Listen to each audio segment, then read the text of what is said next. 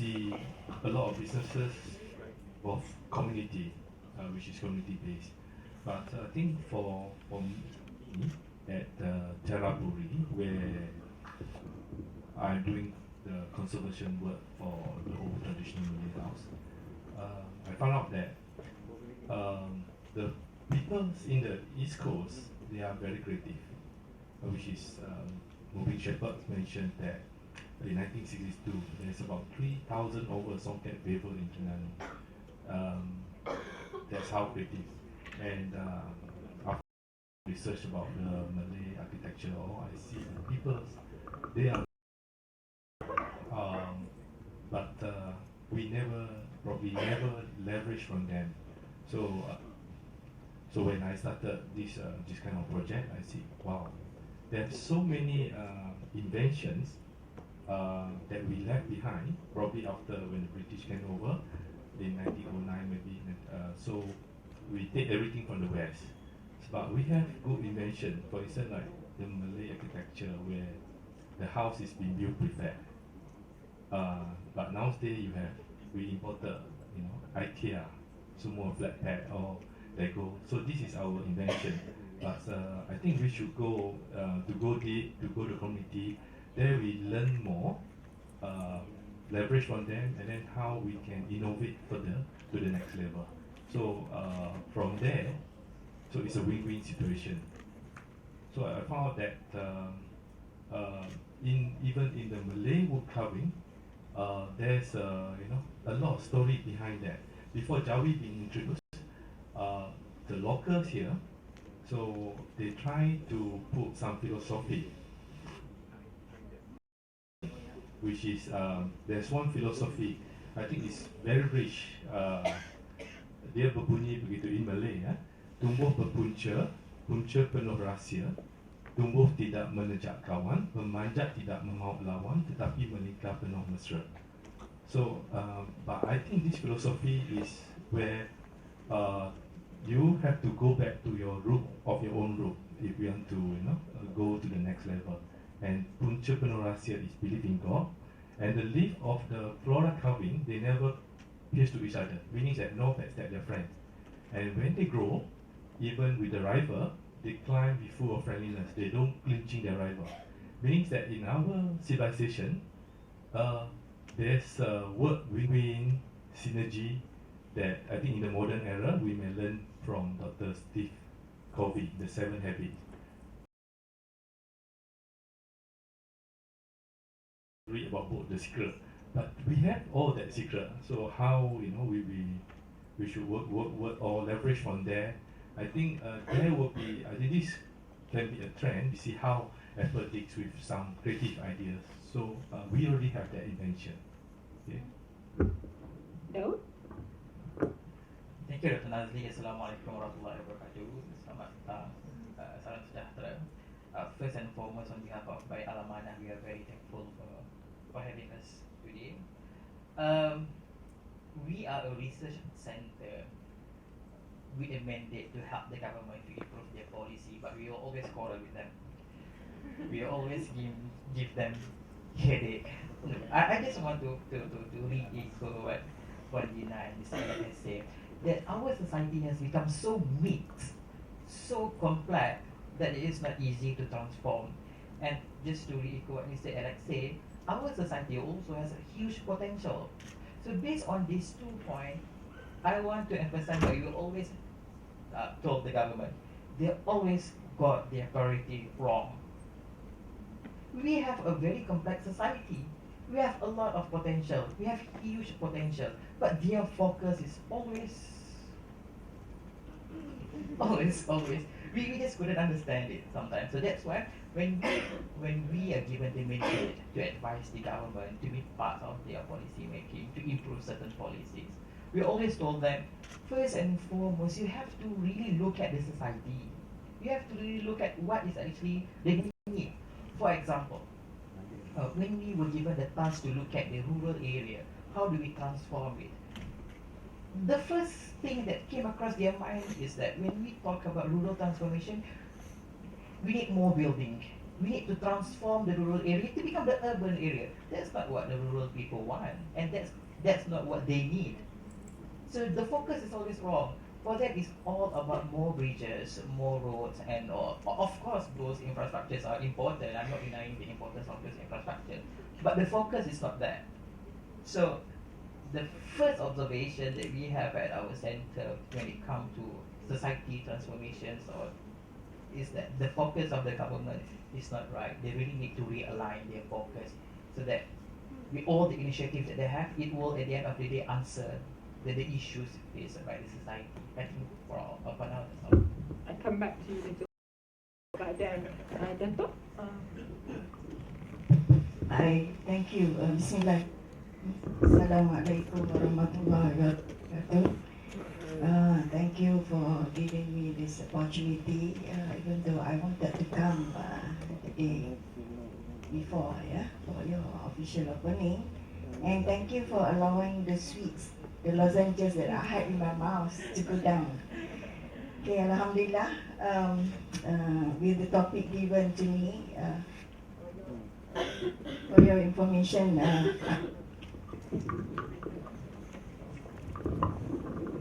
as the VC, as he mentioned it, being the VC, we look into the overall perspectives of the strength that we have in the university as the School of Socio-Economic Studies organizing this event. I think it's very appropriate for me to say something on the project where the topic that is given to us for the transforming communities, particularly the B40 group, and you're talking about the trends and opportunities and impediments.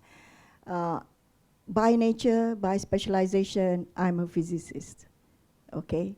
So don't, when you talk in terms of the economics, in terms of the social part of it, but I'm being blessed that I've been at the Ministry of Science, Technology and Innovation for 6 years, looking at the particular areas of research related to the oceanography. And just now I had tried to mobilize, for the islands and coastal community studies. In this regard, the topic about looking at B40 group is very pertinent for Terengganu to address the issue appropriately. You are talking about people, and community. Which community? So you must be able, what kind of people you're dealing with, you're talking with, you're trying to tackle, you're trying to assist. So in the context of the policy, and we talk about government is we as well, with the rakyat as well.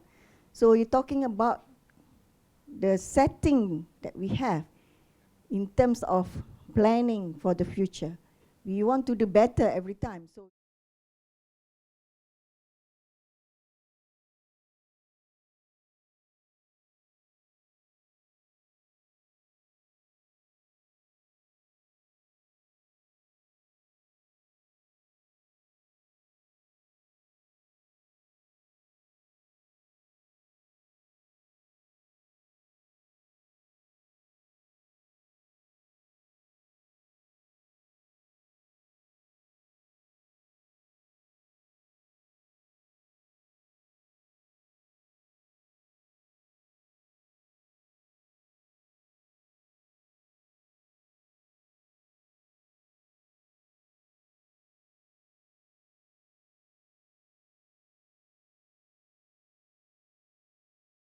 for the society, what we can do better for the community. First, we must understand and learn who are we dealing with, the community. So if we are talking about the B40 group, okay, particularly those people who are earning very low earners, and then they mostly are depending on the natural resources. Whatever available with the limited knowledge that they have, or even if they have traditional knowledge, but they are utilizing, in terms of education, in terms of the opportunity, accessibility to doing more in terms of industry. So putting the context, the four components of the stakeholders, what do we do? Because everybody has their own role to participate in terms of getting our participation inclusive, towards better way of dealing with the communities. So we must know their punya lifestyle, we must know their punya values, we must know the environment they're in, the ecosystem. So I'll tend to see that, because I've been working for some areas related to marine biodiversity conservation for many regions in terms of having sustainability in the management of the resources that we have. We're talking about the people who are so dependent, who can become poor and more poorer if we don't actually take care of the environment and the heritage that they are in. So with that, I think if we can identify the kind of people, the community, the ethnic, the cultures, the way of life, the values, the status of their knowledge or education, what kind of typical source of income that they get, as well as what we can actually help to upgrade or provide alternative livelihood.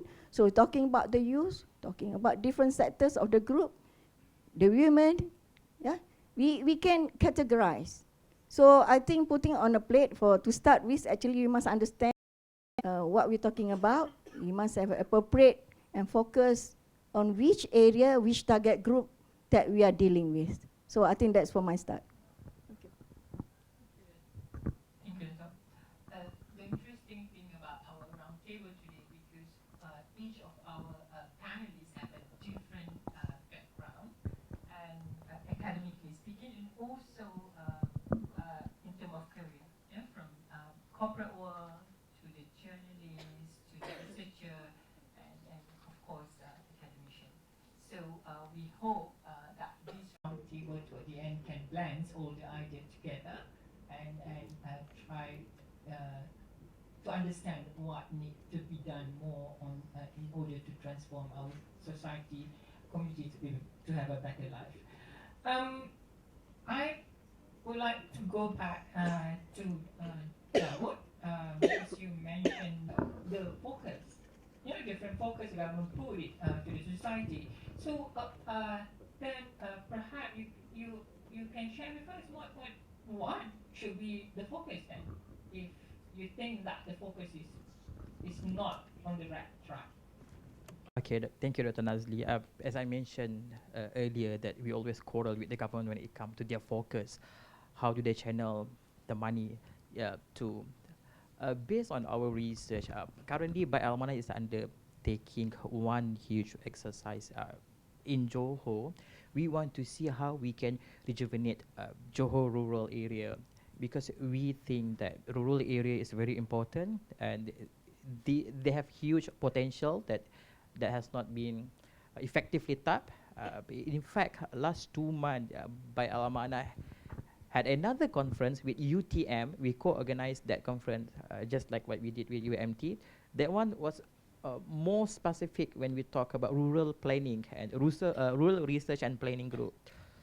Based on our this is the prelim finding. The research has not been completed, but what I can share with you, based on the finding, when we ask about the needs of the rural area, like I mentioned earlier, when we ask what do you want, what do you think you need, none of them told us about infrastructure, because to a certain extent they are happy with their life, with the surrounding.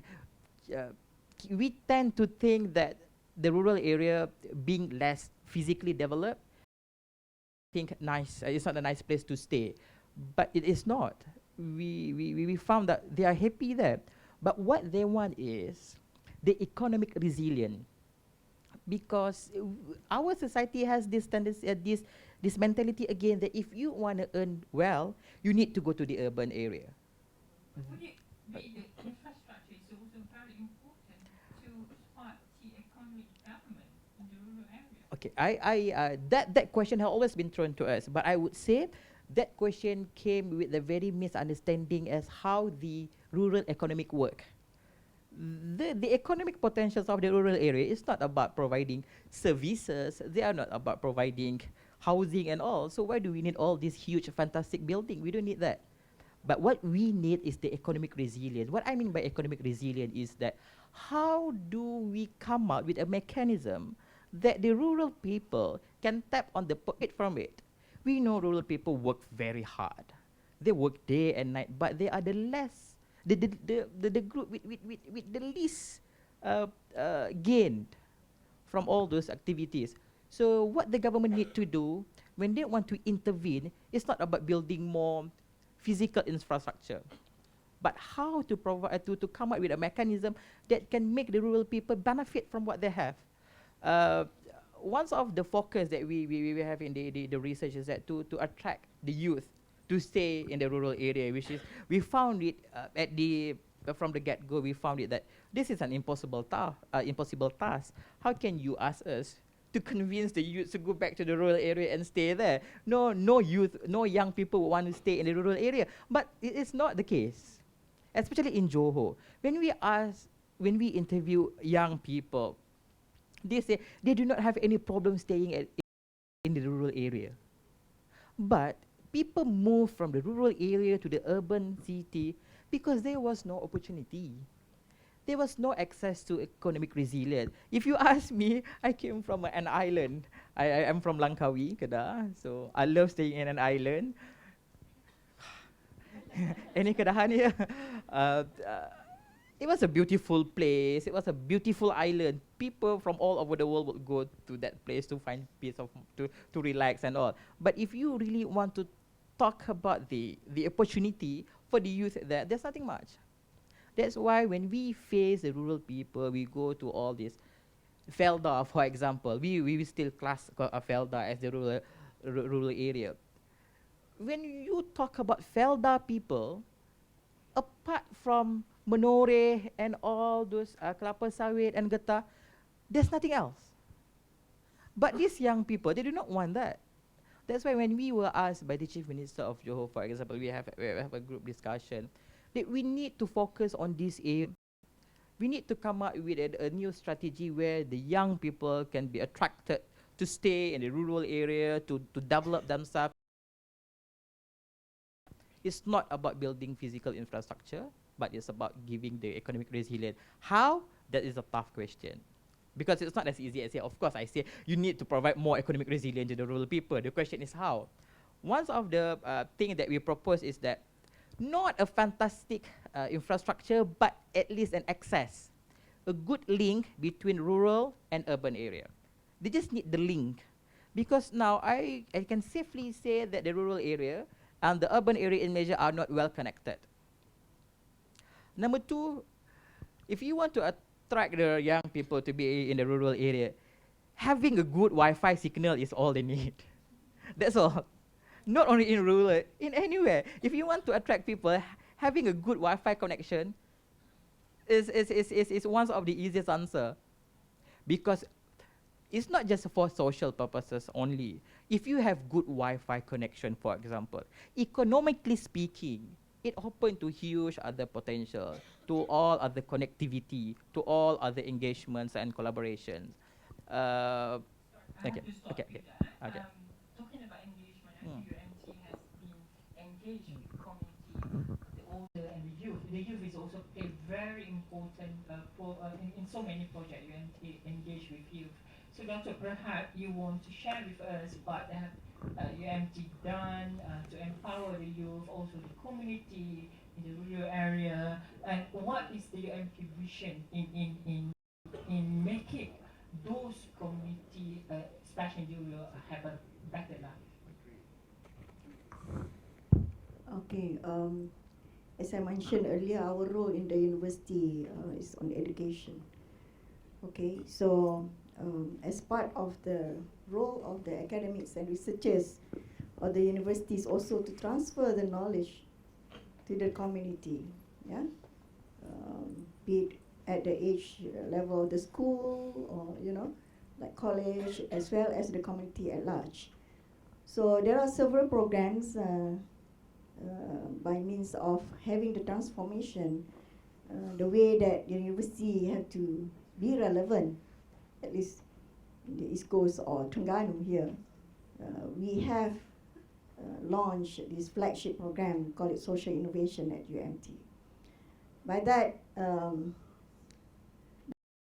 we have enough experts and researchers working on different aspects of transforming either an economy or education part of the various groups. As you know that in terms of education, Terengganu has actually made a mark in terms of the performance of the students.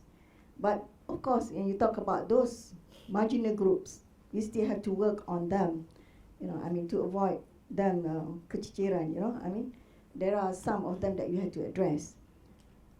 But as for us, we established the working relationship with the communities. Let's say we have from the Stew, Kuala Nerus, Besut, and the whole coastline.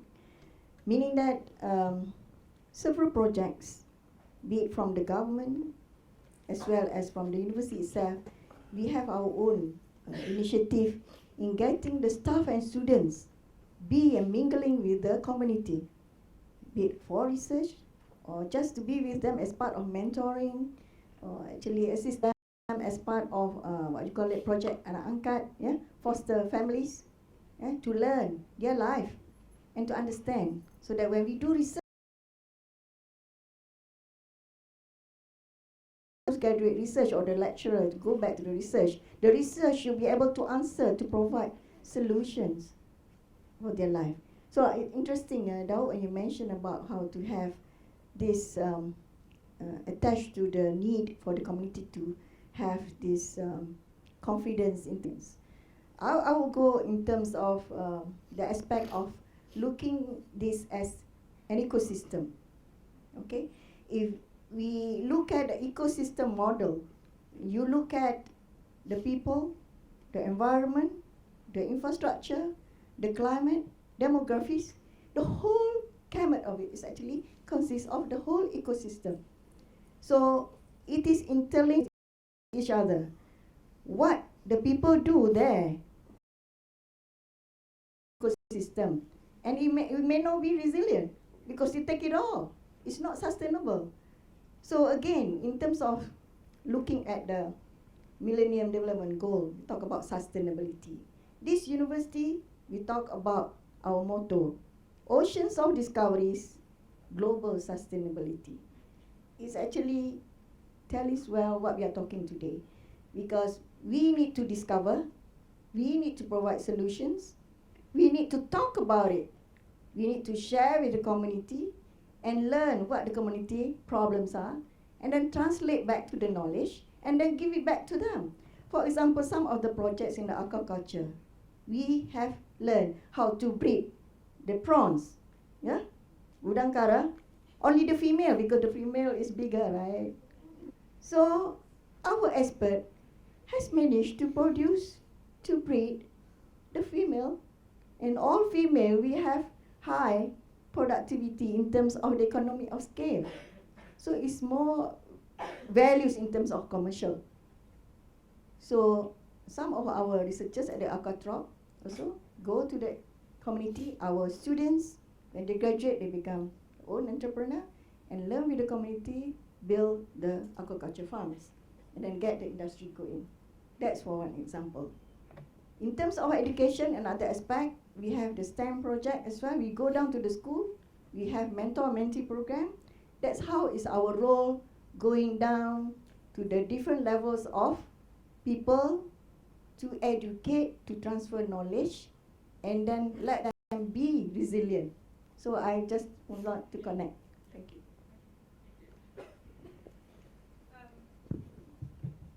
Picking up from system, Alex,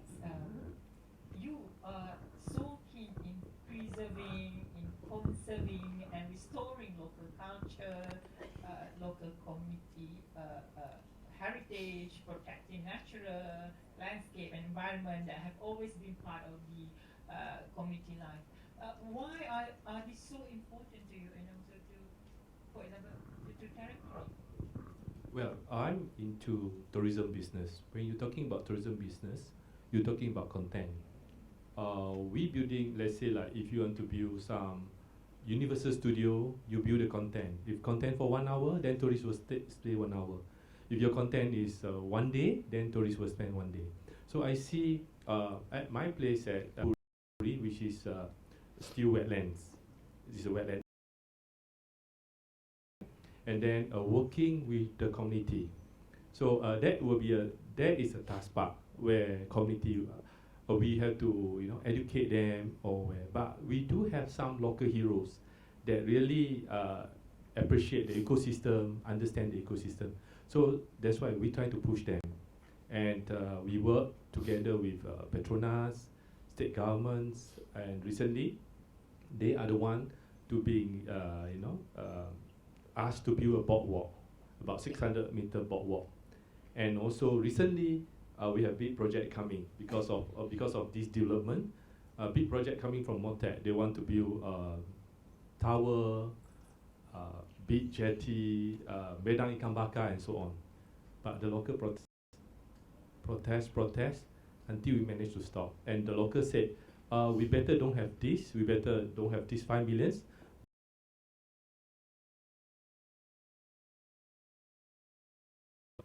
So meaning that they already understand. So, but we have more work to do. We have to educate more locals to do.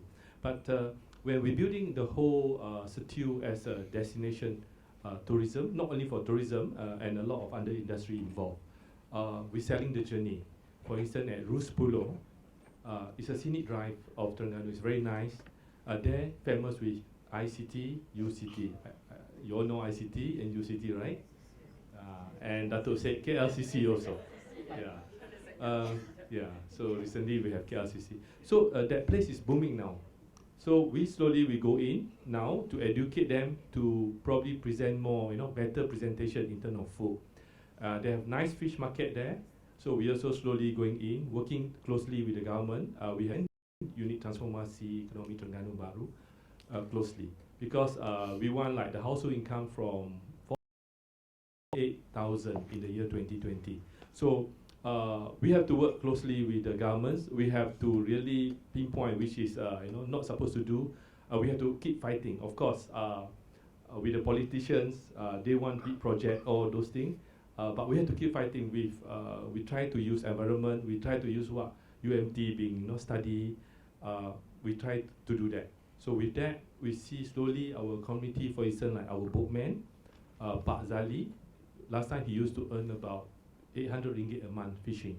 Now he still go fishing in the daytime. At night he do firefly trips. So he getting about 2,500 monthly. So this is what. And local community now we start introducing. Let's say at Gong Batu area. Before that, they have a lot of fiber boat. Okay. The problem with the fiberglass boat is always blue color. You all know why. It's all blue color. So we don't have identity. So now we try to encourage them to paint back Terengganu traditional color, heritage color, which is red, black, white, and some other color as well. So we try to encourage them to bring back because with that, you will be attractions. So now we introduce like a one boat trip at UMT stations at Gong Batu there. So cruise there, you see fish farming, you cruise along the mangrove. Tourists will enjoy that. And charging about 80 ringgit per boat, which is you can sit for 4 person. And now they have quite regularly, like last few days, they have about 20 boats running. They have a lot of students, they have a lot of tourists. So this is starting now. We see we're moving forward into the next direction. So we have to work closely, and then we're putting more ideas, especially like creative ideas. So help with UNT, tagging all species of the mangrove along the boardwalk. So all those ideas that slowly more tourists will come to understand. Let's say one of the wakaf we will put name with the Nipa, and then story about the Nipa they can use for what? For Lidi, for Leka, for Nira, for Chuka, all those things. And some storytelling. But our message is storytelling and also selling the local products. Because we have SCDI, satu daerah, satu industry, but not successful like how Thailand did with OTOP. So that's why we have to work closely. So we pushing them. So we're using our NGO, work closely together. So we believe that when we work win-win, so we can achieve that synergy. Yeah. I'll come back to you soon. But then just to continue on that, perhaps that you would like to share with us a little bit briefly, because Institute is very always sentimental to them. But what we have done, in Institute the more relevant. Okay, I don't know whether I'm the appropriate person. You talk about Stewart Land, you talk about Dr. Jamila, the icon, and Jarina and the group. But the state has requested for UMT to be the chair, to lead for the research related to Stewart Lands. So because this we have involved with the research for the area more than 20 years, I suppose. So there are a lot of data that have been gathered, the research, and we came up with a book already from the team. But most importantly, the relationship partner that have been built by our staff members with the community there is most valuable, I reckon. Mention about the various aspects of products for tourism. And I can see that if we can build on this partnership and relationship of the project, be it part of our role at the university for research, getting the data, put it in a manner that people, different sectors of the people, we educate them. If it is for the scientific community, we put in journal. If it is for tourism, then you put all the visuals on the CD, YouTube, or whatever, the social media. There are various ways. So in terms of the area of education, our approach, we have to apply technology. So in this university also, we have people can take pictures and store and then device, and the Prof. Dr. Mustafa Man also. I think we can I just want to share with you when I visited Great Barrier Reef. Okay, they have the indigenous people actually talking to the tourists. So, what's wrong with Pak Lah, Pak Su, Pak Ngah, Pak Mat? Atau makcik-makcik apa ya? Because people come all the way, the value actually to learn. If we advertise muka Pak Su, people from Germany, we actually trying to find Pak Su. Betul tak? Ataupun yang lawa sikit lagi ke, mungkin dia datang cari macam tu juga. So, I think it's the way we market, but at the same time, how to attract this ecotourism business by having the employment, we design for the community. So it's actually talking about co-managing. You learn about co-management. It's actually a phrase, is an aspect of work, co-management of the whole ecosystem. So I think I would like to have the university, with all the resources that we have, we co-manage, we create partnership, and we attract the industry to actually participate. For example, we talked just now about how to value the mangrove area that we have, so that the corporate sector we can put as part of the social obligation of the climate change that they produce the pollution. They should participate at least per hectare. They spend how much money for the conservation, but at the same time, the community will be able to sustain and to remain there and maintain the mangrove forest so that we have a coastal defense. So even like resources, kalau stew, we have kerang, we have kerang yang special, yang tempat lain tak ada, lokan dan sebagainya. We used to have oysters, and then, but at the same time, the conflicts of use. Again, once we have, okay, this industry coming, Okay, Blue Archipelago, just to name one, the shrimp farm. But how to produce a sustainable aquaculture then, without having to disturb the whole ecosystem? So you must plan. So without details understanding of what resources that they have, we will not be able to plan. We must make use to look at where are the areas for conservation, where are the areas for infrastructure to create jobs, to provide the platform technology for the people to deliver the goods, for example.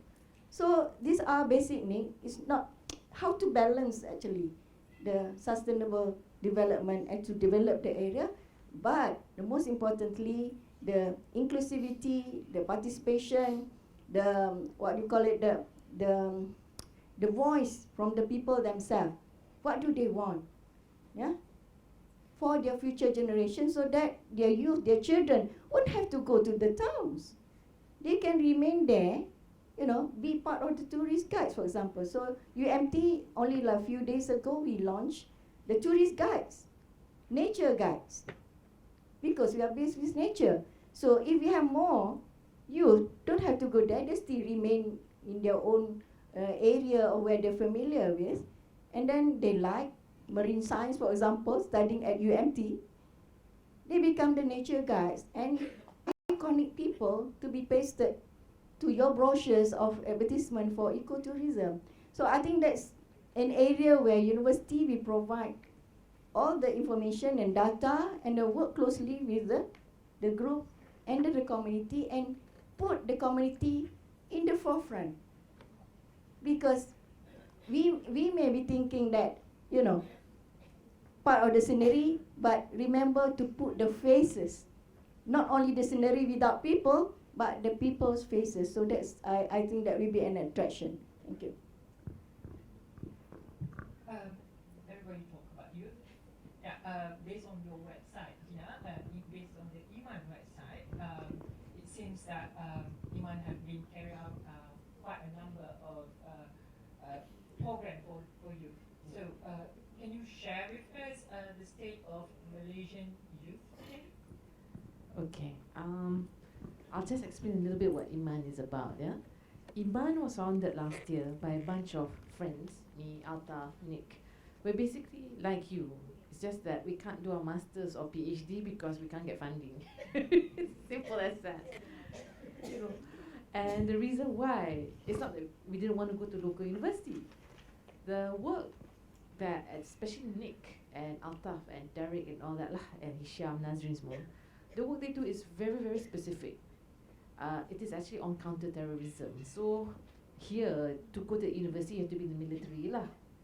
So anyway, what happened was, okay, I'll just tell you, the main focus of our work is mapping militant movements. That means ISIS, Al-Qaeda, KMM, JI. This is why I'm always stressed lah. You know. But in our work, dealing with militants, Al-Qaeda, ISIS semua ni, we have found that, because we wanted to find out the trends. I mean, why do you join the militant movement? Why do you want to go to Syria and get bombed, you know? We realize it's a bigger story altogether, though. It's actually about socio-economic thing. If you can give me some time before I talk about what we do with youth, yeah? We just realized that when you talk about ISIS, there is no proper trend. It's not because, oh, kita orang miskin, we're going there. There are a lot of rich professionals who are joining about our age also. So there is no proper trend. Kalau you tengok macam KMM, JI or Al-Qaeda, you have to be from a religious punya background, dari kecil sampai besar. IS is anyone can come, we'll pay for your trip, you know, come as you are. But what happened was, in this past one, to tanya lah, you know, why is it, okay, when you look at Malay Muslim youth, kan, why are you attracted to militant ideology? Kenapa bukan Chinese Muslims, right? The ones who do join IS are the Uyghur Chinese from China. Why aren't the Indian Muslims, you know, jumping on the bandwagon, right? And it was very interesting, and we realized that there's a lot of identity issues lah. In a nutshell, the 5-6 groups that we met all around kat Kedah, Terengganu, Gombak, KL and Kajang, yeah? Many of the Muslims use actually said this now. Well, we just asked a few questions. One was, okay, what do you understand about hudud? They said, we actually don't understand what hudud is, but we support it because we are Muslims. Okay, so we let on tanya, alright? What do you think about IS? Or we don't agree with them because they are our brothers and sisters in Islam. Then when we korek, then they all said, actually kan, we don't understand what it means to be Malay anymore or Muslim. This is a different generation, probably your age and younger, yeah. Saya pun dah tua dah, So kita punya education system lain tau. Now they're saying that okay, we've always been told that because of this NEP and all that, orang Melayu malas, we're stupid, we're lazy, we're not hardworking. So and then our other identity is to be Muslim. Then again, when we compare ourselves to other Muslims from the Arab, we're not as good as them. So it's basically they're having identity crisis. Then when we talk to them all over, including the people from Taman Tun who have a lot of money, and refuse to speak Malay, semua, very posh and all that. They say that, we don't know who we are. So we are researchers, unlike macam Alex and Daud and all that, where you have programs, we did do community resilience. Professor Nazli actually has focus groups. But our expertise focus group is, buat forum lah, buat gini. And then you realize that, okay, we have a limitation. We cannot solve the Malaysia punya problem, okay? But what is coming up more and more, okay, I'll just read out some of the things lah that came out, like the key findings lah, yeah? Among young Malay Muslims, only this particular group, the feeling of empowerment is very low. So we say, you only so kat Facebook lah, Twitter lah, everything you talk, It's very ironic, While they like Facebook and Twitter, because they can pumpang all the problems there. At the same time, they say, you know what, even though we let loose our feelings, social media is not helping us. So that was one. That was very interesting. This actually happened kat your group, where young Muslims were saying, we've never had interactions with Indian Muslims.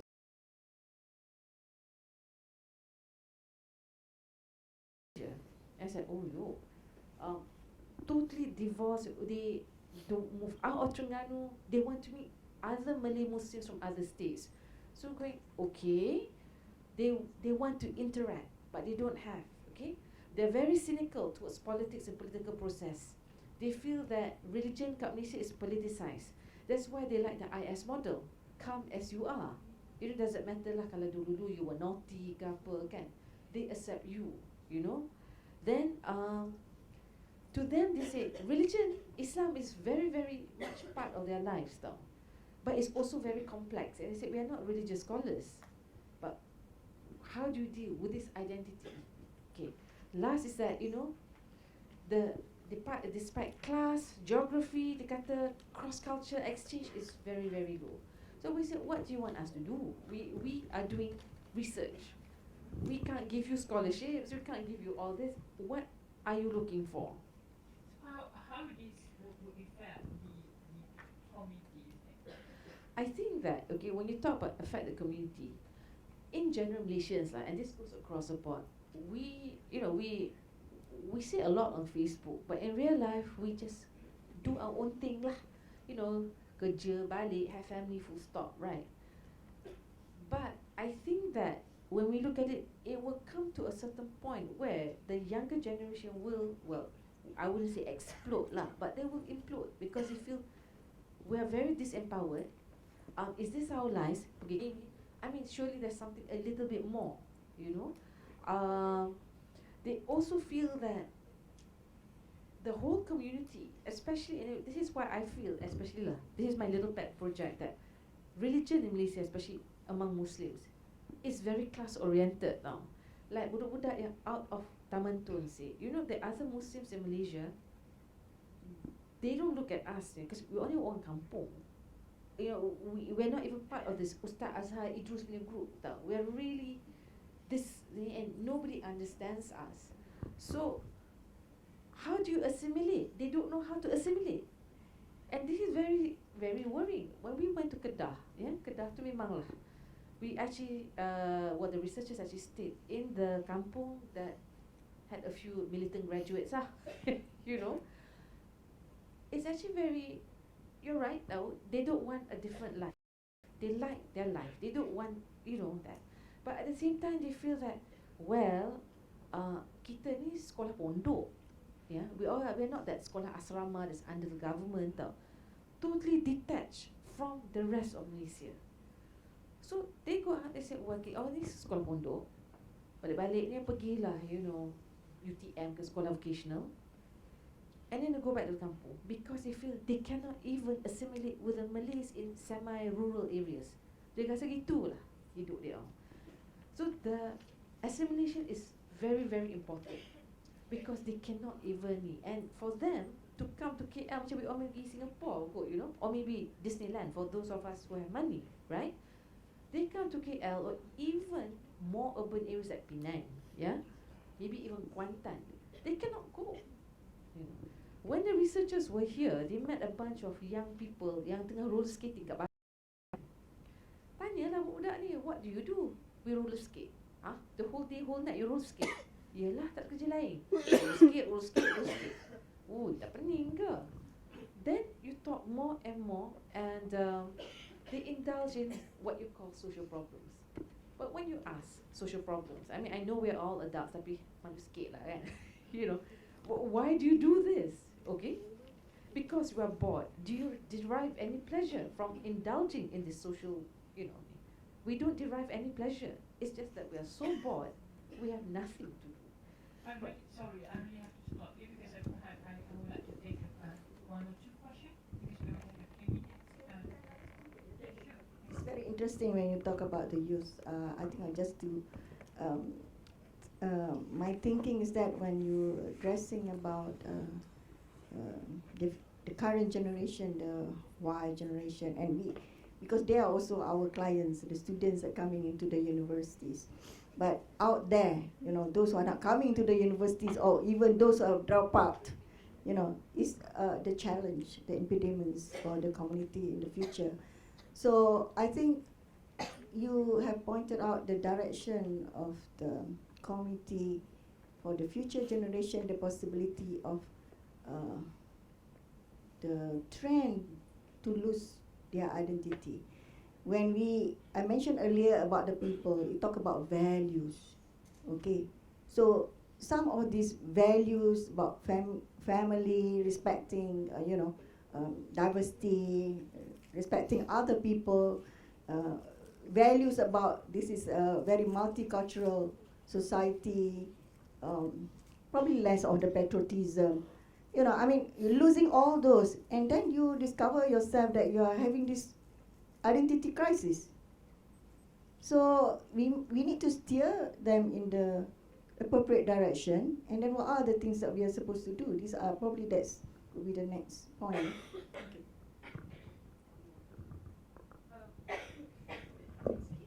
It's very interesting topic, but I'm really running out of time. Perhaps, Gina, you want just add on a little bit briefly. On the other extreme lah, kalau you tengok at KL, right, there's also a case of identity politics. So I'm just going to zoom through this. Sungai Wang Plaza kat Bukit Bintang, right?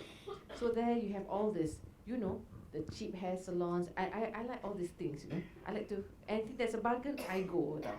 But when you talk to these young Chinese kids, right, Bukit Bintang now is being gentrified. So I ask them, after you cut your hair, what you going to do? Open your own salon? They said, no, I'm selling the handphones. Because the Bangladeshi workers, you go to Laoya and Digital, it's not the Chinese kids who are selling the handphones anymore. It's Bangladeshis. I said, so where are you going to go? Well, we don't know. We've always lived here in Bukit Bintang. We can't move to Cheras. The Chinese there will, they think us as Chinese young, poor and not of their class. So I think that's why we hope to do the study on youth punya underclass, because things are shifting. It's not just for Malay Muslims. Malay Muslims is one dimension. Chinese, Indian, Malaysians, the youth are facing different kind of challenges. And I don't think they're coping with urbanization progress as well as we think they are. Certainly PPSE need more roundtable in the future, I would say. One burning question perhaps, or remark from the audience on nice.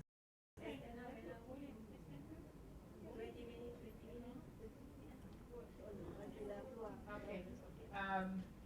So, for any question, any remarks in the floor? You can ask all the to the panelists here. Yeah. No. So quiet. All right. Mike, go ahead. My name is Salina. I don't really have a question, but I just want to share. I just want to share. I just want to share a part of my research finding. The things about the things about the youth is when they start leaving the school system, they seem to have their key of freedom, and at that moment they start involved with the delinquent issues, and the most significant one is the drug. So it is because peers and so on have so many factors contribute to their involvement. But the thing is, our keynote this morning mentioned about the intrinsic, the intrinsic motivation, and it relates with the internal locus of control among the youth. So I think it is a part of our duty to enhance the intrinsic locus of control among our children. We start with our own. And we spread that to our community. Thank you. Thank you, Dr. Selina. Anyway, okay. It's all right. You can give a question or remark both in Malay or in English. Assalamualaikum. My name is it interests me when you talk about identity crisis. It's not the problem of relation youth only, but it happens and all over the world, I think. Because you know what, like example from Australia, those who are joining ISIS, they're actually non-Muslims, but then they think that because they're playing games, computer games, like war type of games, so they think that, oh, maybe we can contribute in terms of saving people in Syria and Iraq, you know. So I think my question would be that we are focusing on how to help communities earning better income, and then I think as the world is evolving, we need to think about how to develop family institution, how to like educate youth and young children to think like can you get my question? How to develop family institutions so that our youth are not ignored in terms of their thinking, their soul, so that they can think what they think is not always right because they are youth, you know? Yeah. You want to respond? Okay. Okay. Beautiful. Or you want to respond to that question? Yes.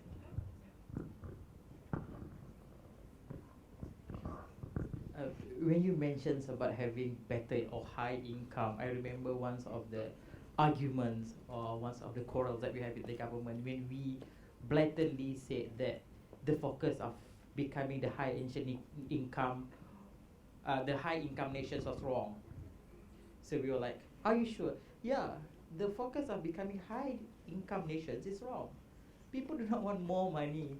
People want to be more happy. Like in the state of Johor, when we have the opportunity to discuss about the economic growth or the economic focus, we told the state government that it's not about giving more money to the people.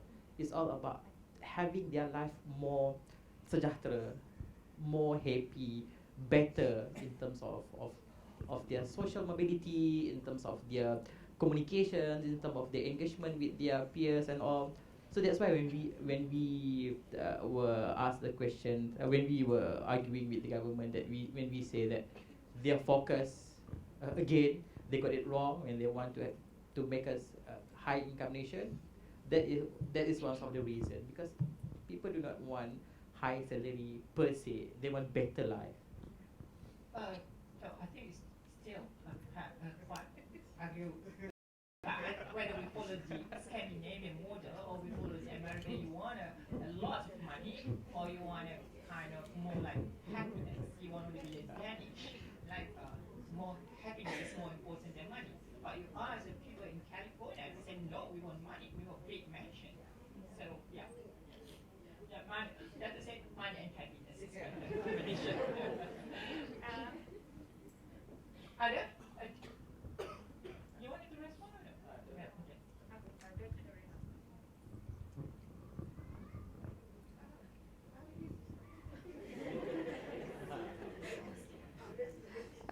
Yes, my observations. I was living in New Zealand for 10 years and then followed by 4 years in the UK. I mean, what you were saying, I noticed this among the Maoris of New Zealand. Identity crisis. They thought that, well, what does it mean to be a mixed with the Pakeha? And when you can't compete, what do? So most of them actually, some of them will actually commit suicide. Yeah. I think in the Malaysian context, that is manifested in terms of the mat rempit. You see? So there's just one model whereby how people see you as being successful. Yeah. That is the community's model, the nation's model, the country's model. In order for you to be successful, you need to have a high level of education. You must be articulate. You must be able to move from local to global. You must have a lot of money. So your success, what it means to be successful is they're actually predetermined concepts or prerequisites that you have to fulfill. So this is it. I think in our context, Mr. Muhammad Dawud, what does it mean to be successful and how they actually see, well, this is what I want, this is what it means to me to be successful. So that is the issue. Just to clarify, Pakeha is a corporation of the white descendant of New Zealand. Because like, Dr. Rahali, this is very local word, like compete with Pakeha, the Maori compete with Pakeha. Pakeha is a white people. Yeah?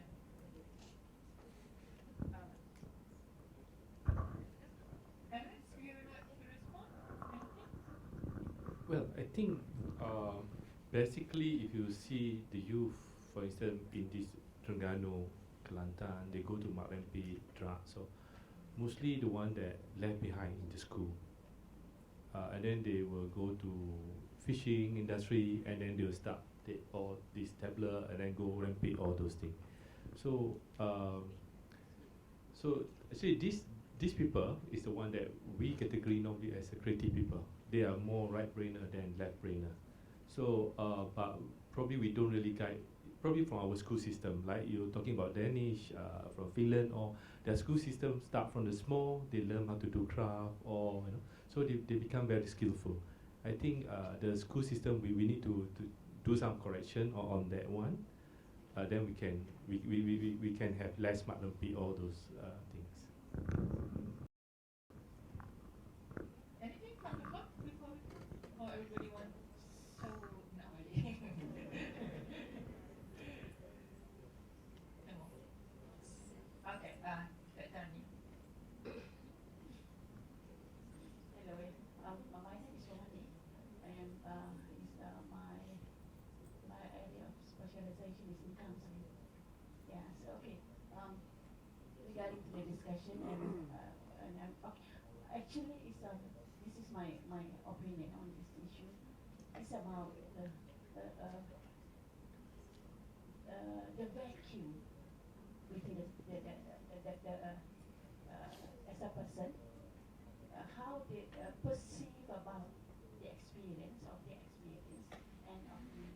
other people experience, and as well as how they understand of experience, of their own experience, of other people's experience, and appreciate that. That's the, it will help in terms of understanding to a kind of make decision on the whether this is the right behavior, whether this is the something that might impact other people, or something that might a kind of give as citizen I mentioned just now is about how to appreciate what they have is most important. Then it start to relate to other people. That's how I perceive this the whole thing. Thank you, Dani. So I think it's about time we stop for this roundtable discussion. Okay, Datuk, okay, last word. My very last word, that as mentioned, I see today also there are some people on the floor coming from the School of Social Economics of UP, and we just finished our meeting just now.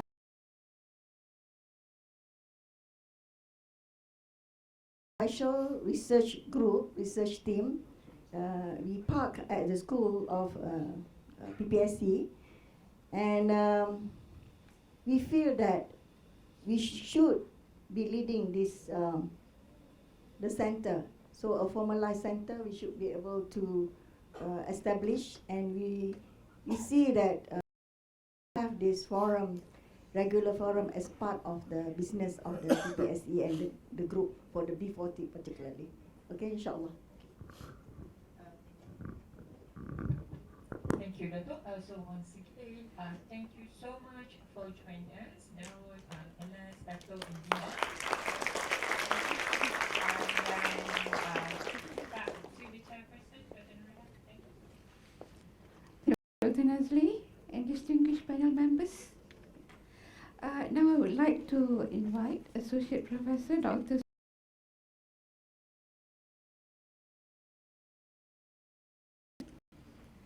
to give a token of appreciation to all our panelists, beginning with Datuk VC.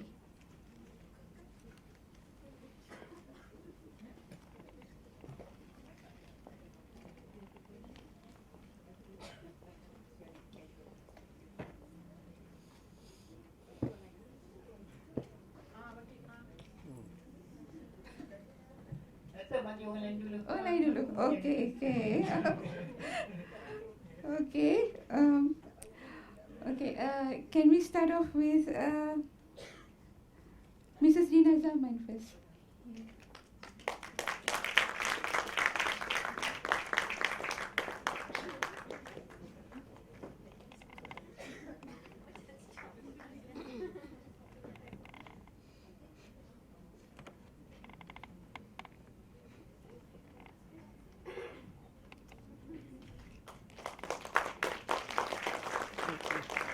Mr. Alex Lee.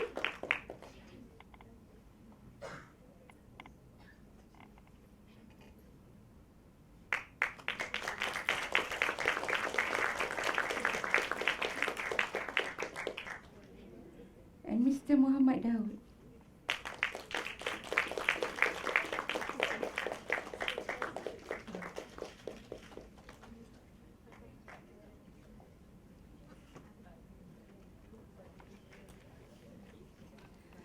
Thank you, Associate Professor Dr. Suryani Muhammad. Now I would like to invite Dr. VC, accompanied by Associate Professor Dr. Suryani Muhammad, to present winners of the best papers with their certificates.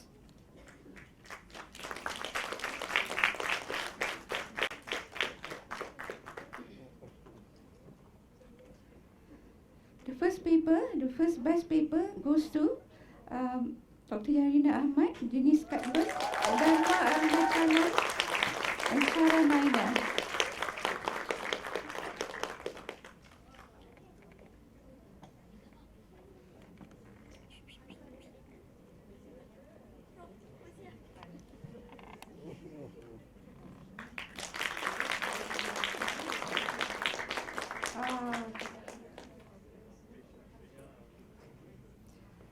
second winner is Mr. Koirul Roshadi.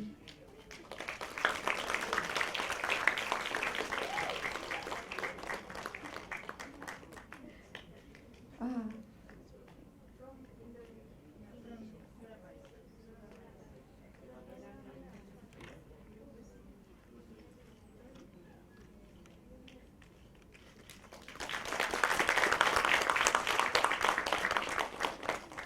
And the final winner is Mr. Prakash Kambal.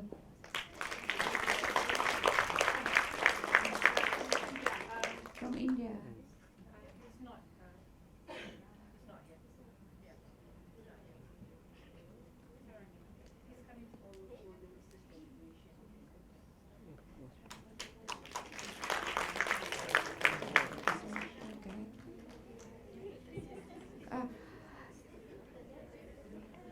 Now I would like to invite Associate Professor Dr. Suryani Muhammad to give a token of appreciation to Datuk VC.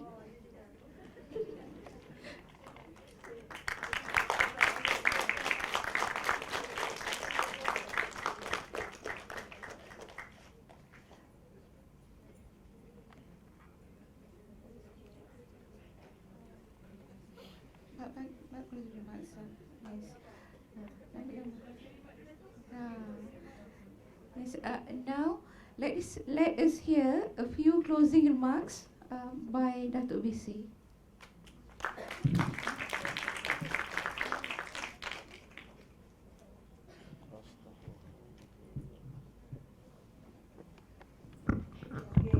Ladies and gentlemen, we come to almost the forum has provided me some insights of what you have been doing with the proceedings that you have and the papers.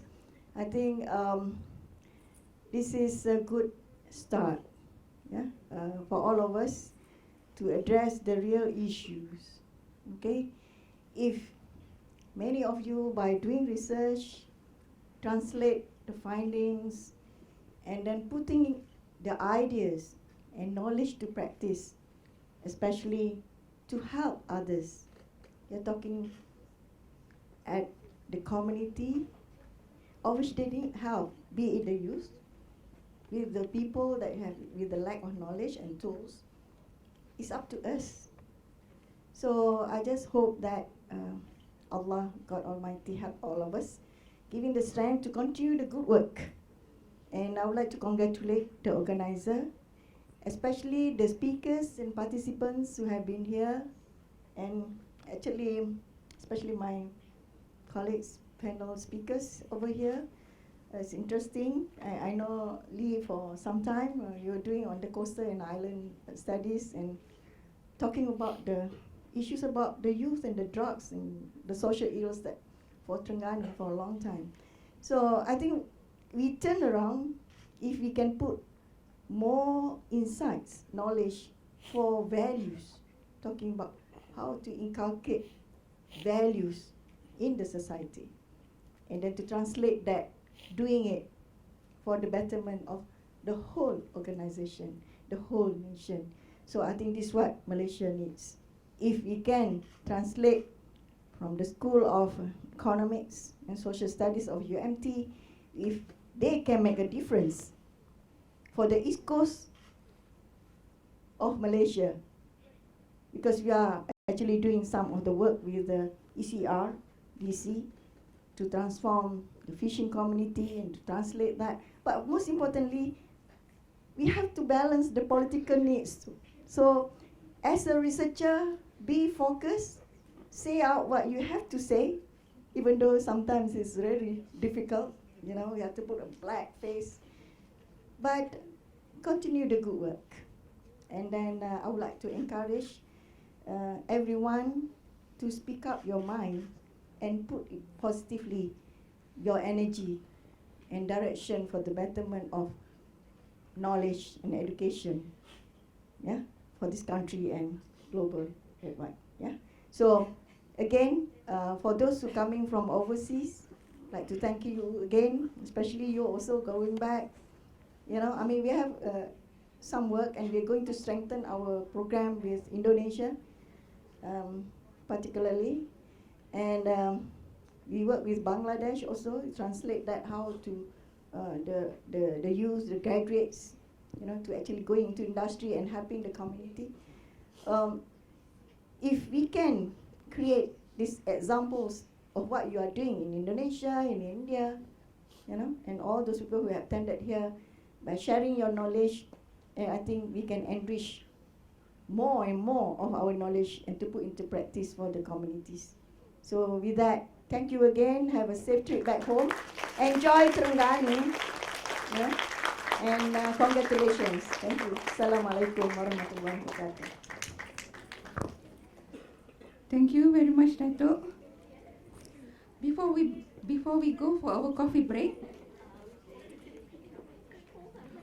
on behalf of the conference secretariat, who have been working very hard over the past few months, I would like to convey our deepest appreciation to each and every one of you for making this conference a success. We are planning for the second International Conference on Social and Economic Development sometime in June or July 2018.